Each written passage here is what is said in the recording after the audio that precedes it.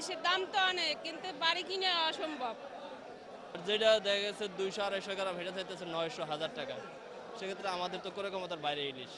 আর এই কিছু কিছু ছোট ছোট ইলিশ মাছ, এই ইলিশ মাছ আসলে কিনা আর না কিনা সমান কথা।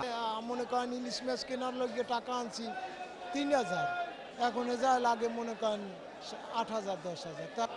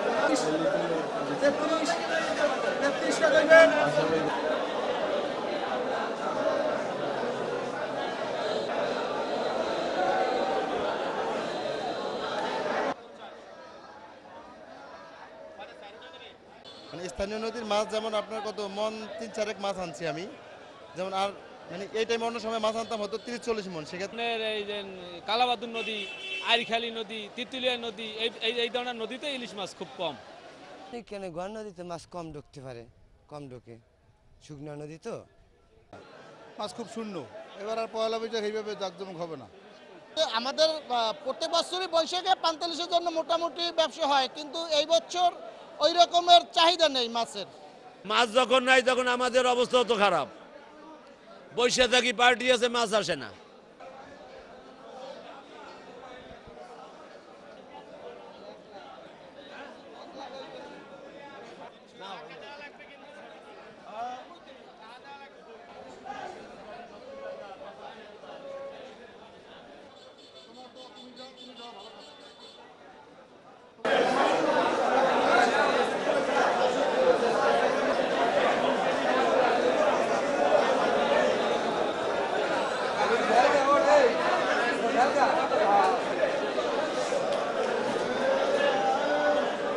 আমাদের সমুদ্রগামী ট্রলারই তো আমাদের এই খালের উপরে দেখেন ট্রলারগুলো সব বাধা আছে, কারণ এটা তো নিষেধাজ্ঞা অমান্য করে যাবে না সমুদ্রে।